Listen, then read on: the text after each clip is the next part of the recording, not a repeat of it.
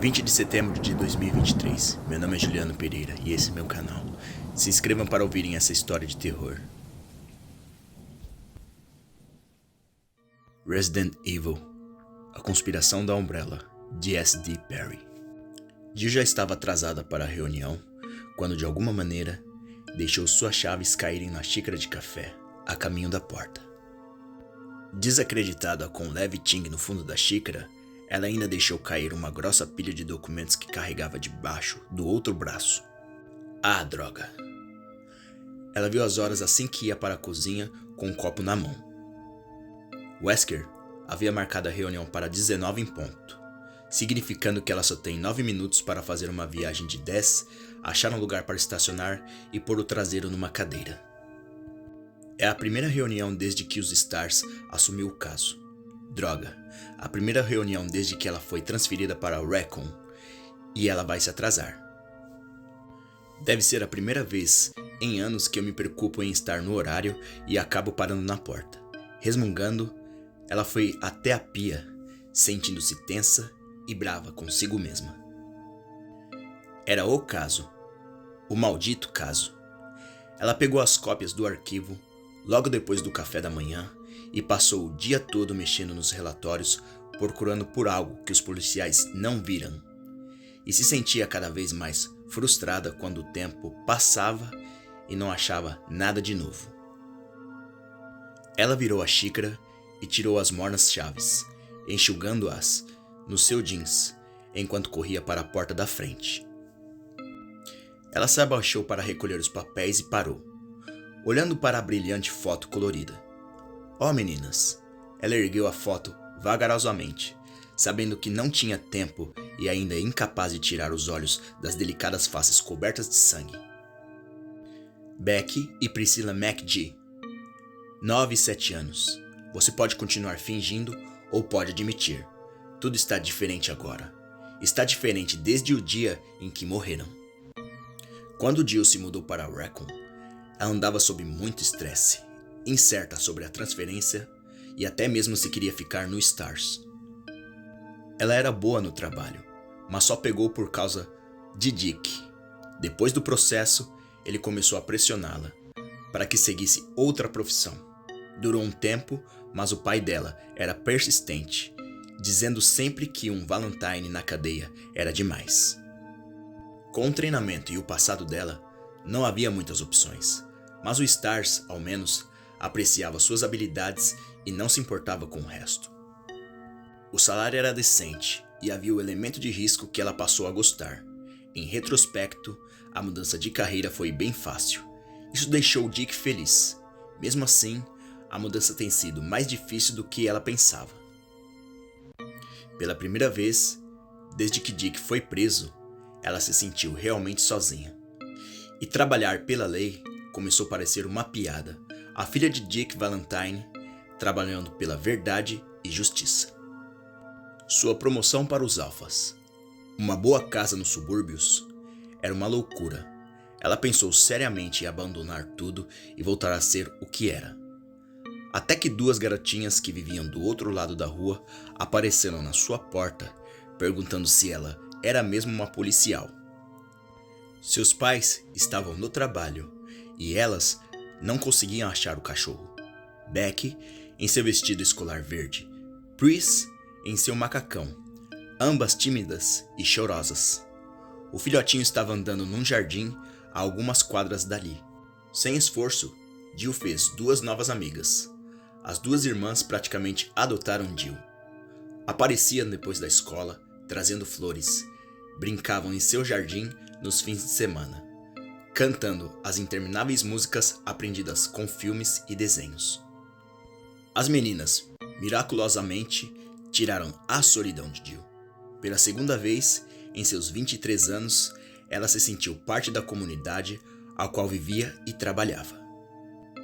6 semanas atrás, Becky e Pris se afastaram de um piquenique em família no Victory Park e se tornaram as 2 primeiras vítimas dos psicopatas que, desde então, vêm aterrorizando a cidade. A foto tremeu levemente em sua mão. Beck deitada, olhando cegamente para o céu, com um buraco na barriga.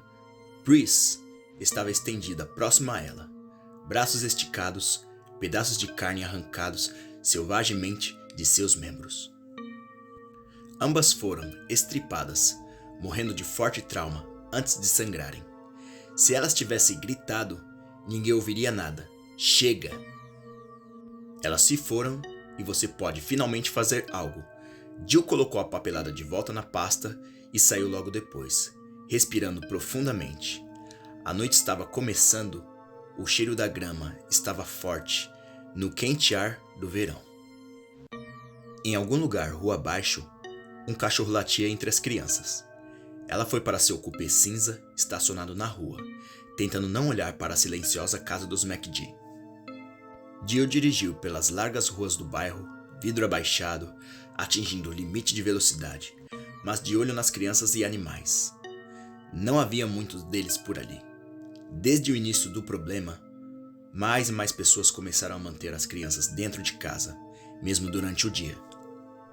Seu cupê tremia enquanto subia a rampa de acesso para a autoestrada 202. Morno e seco, o vento trazia seu longo cabelo para o rosto. Era bom, como se estivesse acordando de um sonho ruim. Sendo destino ou sorte, sua vida foi afetada pelo que estava acontecendo em Raccoon City.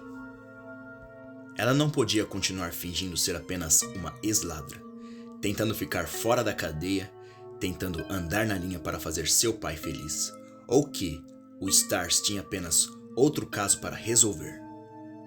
As crianças mortas, os assassinos soltos para matar de novo. Isso importava para ela. O relatório das vítimas flutuava ao seu lado. 9 espíritos impacientes, talvez Beck e Pris entre eles. Ela descansou seu braço direito sobre os papéis, parando os gentis movimentos, e jurou que acharia o responsável. Não importa o que custe. Não importa o que foi no passado ou será no futuro. Ela mudou e não será capaz de descansar até que os assassinos paguem pelos seus atos. E aí, Chris? Chris se virou da máquina de soda e viu Forrest Spire descendo o corredor em sua direção, com um grande sorriso. Forrest era alguns anos mais velho que Chris, mas parecia um adolescente rebelde. Cabelo comprido, jeans apertado e uma caveira fumando tatuada no braço esquerdo. Ele também era um excelente mecânico e um dos melhores atiradores que Chris já viu em ação. E aí, Forrest, como vai? Chris tirou uma lata de soda da máquina e olhou no relógio. Ele ainda tinha alguns minutos antes da reunião. Chris sorriu para Forrest, que parou em sua frente com os olhos azuis brilhando. Forrest estava carregando um monte de equipamento, colete, cinto de utilidades e uma mochila. Wesker deu vai à frente a Marine para começar a busca. O Bravo Team vai entrar em ação. Ele jogou suas coisas nas cadeiras dos visitantes, ainda sorrindo. Quando? Chris perguntou. Forrest colocava o colete à prova de balas enquanto falava. Agora, depois que eu equipar o helicóptero, enquanto vocês, alfas, ficam sentados fazendo anotações, nós estamos indo chutar o traseiro de alguns canibais. Mas fique de olho no seu, tá bom? Eu ainda acho que há mais acontecendo do que alguns idiotas vagando pela floresta. Você sabe disso. Forrest jogou o cabelo para trás e pegou o cinto, já concentrado na missão. Chris pensou em dizer mais, mas hesitou. Forrest era um profissional. Não precisava ser dito para tomar cuidado. Você tem certeza, Chris? Você acha que Billy era cuidadoso o bastante? Suspirando, Chris deu um toque no ombro de Forrest, saiu pela porta e desceu o corredor. Ele estava surpreso que Wesker tenha mandado os times separadamente. Mesmo sendo normal para um time menos qualificado fazer o reconhecimento, esta não é exatamente uma operação normal. O número de mortes a qual estão lidando era suficiente para um combate mais agressivo. O fato de haver sinais de organização nos assassinatos deveria tê-los trazido para o nível A1, mas Wesker ainda estava tratando-os como uma espécie de treino. Ninguém mais vê isso. eles não conheciam Billy. Chris pensou de novo na ligação que recebeu de um amigo de infância na semana passada. Ele não teve notícias de Billy por um tempo, mas sabia que tinha conseguido uma posição de pesquisa com a Umbrella, a companhia farmacêutica que era a única contribuidora para a prosperidade econômica de Raccoon City. Billy não era do tipo de pessoa que se joga nas sombras, mas sua aterrorizada voz acordou Chris, enchendo-o de preocupação. Billy disse que sua vida estava em perigo, que todos eles estavam em perigo. Ele implorou para se encontrar com Chris num restaurante e nunca apareceu. Desde então, ninguém mais ouviu falar nele. Chris pensou nisso durante todas as noites, tentando se convencer de que isso não tinha nada a ver com os ataques. Os policiais que vasculharam o apartamento de Billy não acharam nada que indicasse um crime. Mas os instintos de Chris o disseram que seu amigo estava morto, e que foi morto por alguém que queria calá-lo. Eu devo ser o único. Irons não dá a mínima, e o time acha que eu estou chocado com a morte de um velho amigo. Ele tirou os pensamentos da cabeça assim que virou no corredor, suas botas fazendo ecos. Ele tinha que se concentrar no que poderia fazer para descobrir o que aconteceu com Billy, mas ele tentou não pensar em nada enquanto se aproximava do escritório do Stars, querendo estar de cabeça fria para a reunião. As fluorescentes chegavam a incomodar. Sobre a luz do entardecer que preenchia o corredor, o departamento policial era um clássico pedaço de arquitetura. Telhado entalhado, muitos detalhes em madeira e tinha muitas janelas projetadas para deixar o sol entrar. Quando Chris era criança, o prédio foi a prefeitura de Raccoon City. Com um aumento populacional há uma década, o lugar se transformou numa biblioteca e 4 anos atrás virou uma delegacia. Parecia que tinha sempre algum tipo de construção acontecendo. A porta do escritório abriu. O som de irritadas vozes masculinas encheram o corredor. Chris hesitou por um instante, ouvindo a do chefe Irons entre elas. Me chame de Brian. Irons era um centralizado político disfarçado de policial. Não era segredo que suas mãos estavam em mais algum lugar na cidade. Chris escutou a voz de Irons. É difícil acreditar que um dia ele liderou o Stars de Raccoon. Ainda mais se algum dia ele se tornar o prefeito. Chris entrou na sala que servia de base de operações do Stars. Barry e Joseph estavam conversando na mesa da recruta. Brad Vickers, o piloto do Alpha Team, estava bebendo café e olhando para a tela do computador central. Do outro lado da sala, o Capitão Wesker estava encostado em sua cadeira com as mãos atrás da cabeça, sorrindo com alguma coisa que o chefe Irons estava dizendo. Aí eu disse, você vai imprimir o que eu digo para imprimir, Bertolucci, e você vai gostar. Senão, você nunca mais vai pegar outra cota daqui. E ele disse, Chris, Wesker interrompeu o chefe, desencostando-se da cadeira. Que bom que você está aqui. Parece que podemos parar de jogar tempo fora. Irons olhou feio em sua direção, mas Chris manteve sua face inexpressiva. Wesker não se importava muito com Irons e vice-versa, e não se incomodava em tentar ser educado com ele. Chris caminhou na sala e parou na mesa que dividia com Ken Sullivan, um dos bravos. Sendo que os times costumavam trabalhar em turnos diferentes, a sala não precisava ser muito grande. Ele colocou a lata fechada de soda na desgastada área de trabalho da mesa e olhou para Wesker. Você está enviando Bravo? Tranquilamente o capitão olhou de volta com os braços cruzados. Procedimento padrão, Chris. Chris se sentou, sim, mas segundo o que conversamos na semana passada, eu acho, Irons interrompeu. Eu dei a ordem, Redfield. Eu sei que você pensa que está havendo alguma coisa estranha aqui, mas eu não vejo motivos para desviar da política.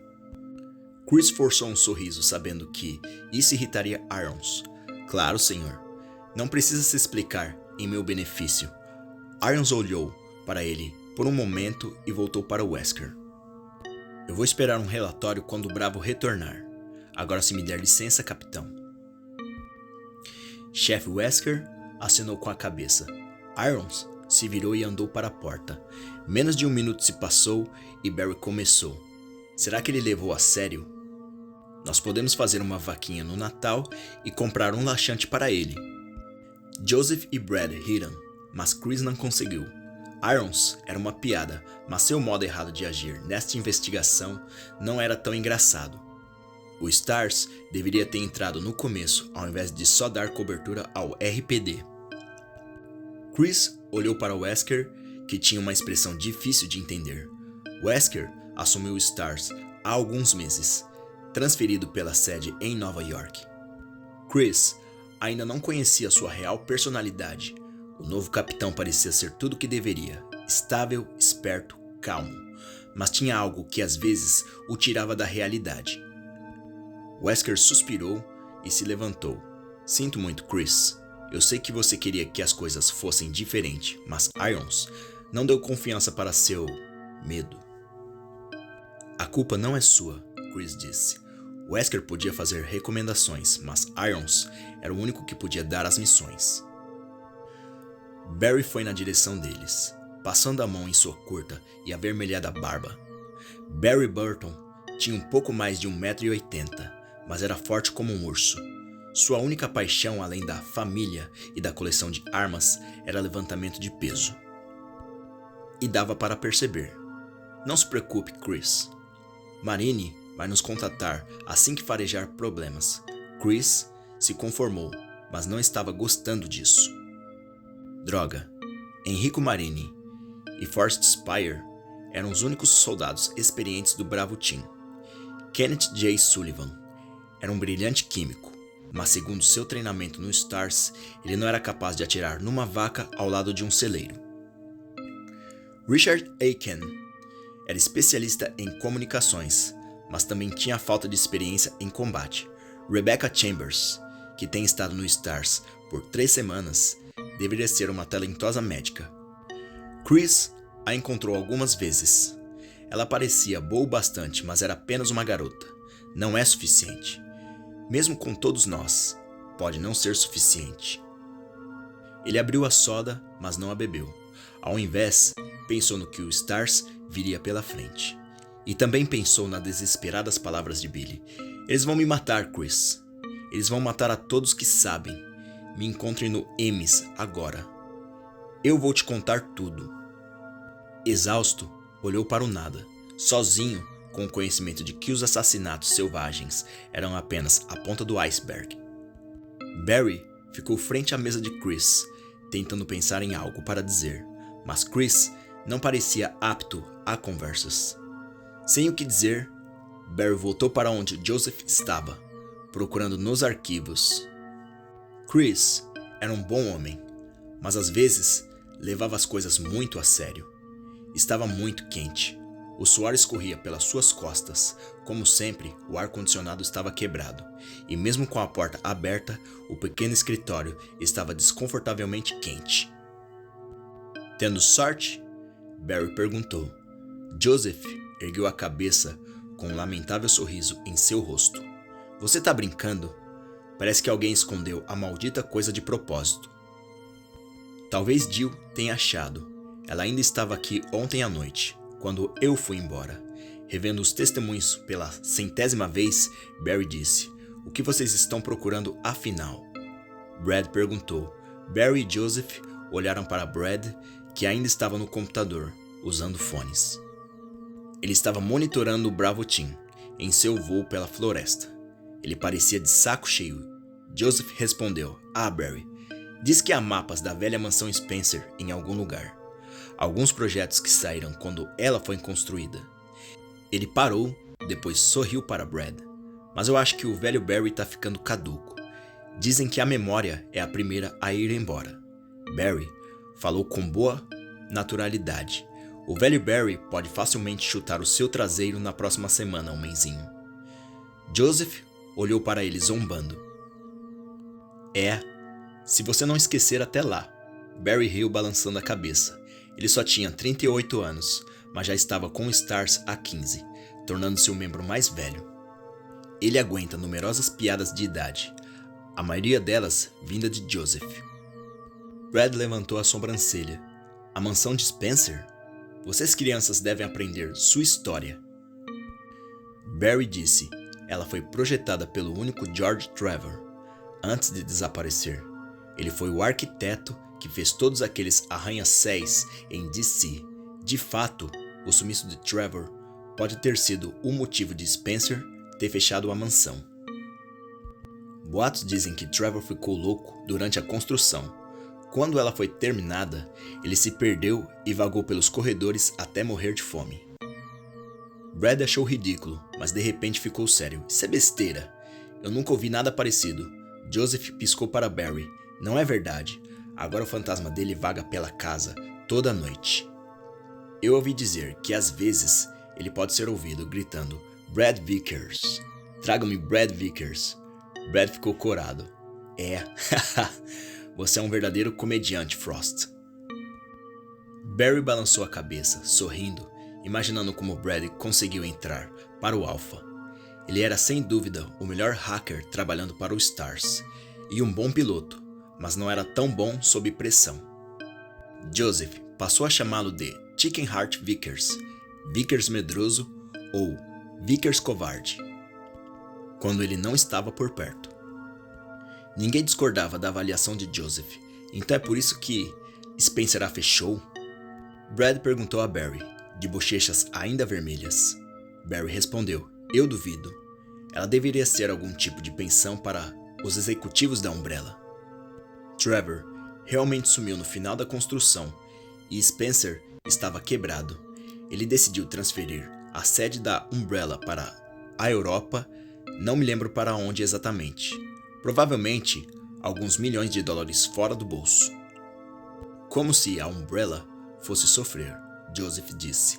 Verdade, Spencer pode ter ficado louco, mas ele tinha dinheiro suficiente e entendia de negócios para contratar as pessoas certas. A Umbrella era uma das maiores companhias farmacêuticas e de pesquisa médica do planeta. Mesmo 30 anos atrás, a perda de alguns milhões não machucaria ninguém. Mesmo assim, Joseph continuou. O pessoal da Umbrella disse a Irons que o local era seguro, que mandaria alguém para vasculhá-lo. Então, para que os mapas? Brad perguntou. Foi Chris que respondeu. Porque esse é o único lugar na floresta que não foi vasculhado pela polícia e está praticamente no meio dos cenários dos crimes. E porque você nunca pode confiar no que as pessoas dizem. Brad franziu a testa. Mas se a Umbrella mandou alguém... O que quer que Chris viria a responder foi interrompido por Wesker. Tudo bem, pessoal. Parece que a senhorita Valentine não planeja se juntar a nós. Por que não começamos? Barry andou para sua mesa, preocupado com Chris pela primeira vez desde que tudo começou. Ele recrutou o jovem para o Stars alguns anos atrás, graças a um encontro numa loja de armas local. Chris provou ser bom para a equipe, brilhante e pensativo, tal como um ótimo atirador e um hábil piloto. Mas agora, Barry olhou irresistivelmente para a foto de Cat e as meninas em sua mesa. A obsessão de Chris com as mortes era difícil de entender, principalmente desde o desaparecimento de seu amigo. Ninguém na cidade queria ver outra vida perdida. Barry tinha família e queria pegar os assassinos, tanto quanto os outros, mas Chris estava exagerando. O que ele quis dizer com aquilo? Você nunca pode confiar no que as pessoas dizem. Ou a Umbrella estava mentindo, ou o chefe Irons estava. Ridículo. O departamento químico da Umbrella e os prédios administrativos nos limites da cidade forneciam 3/4 dos empregos em Raccoon City. Mentir não seria bom para eles. A integridade da Umbrella era, ao menos, mais sólida do que em qualquer outra corporação. Talvez alguma espionagem industrial. Mas isso estava longe de causar assassinatos, e o chefe Irons, além de um gordo convencido, não é o tipo de pessoa que suja as mãos com algo além de aceitar fundos de campanha ilegais. Ele queria ser prefeito, por Deus. Barry olhou demoradamente para a foto de sua família antes de virar sua cadeira para a mesa de Wesker. e de repente percebeu que queria que Chris estivesse errado. O que quer que esteja acontecendo em Raccoon City, aquele tipo de brutalidade não poderia ser planejado, e isso significava. Barry não sabia o que significava. Ele suspirou e aguardou a reunião começar. Fim do primeiro capítulo. Deixem seus likes, se inscrevam para ouvirem o próximo em breve.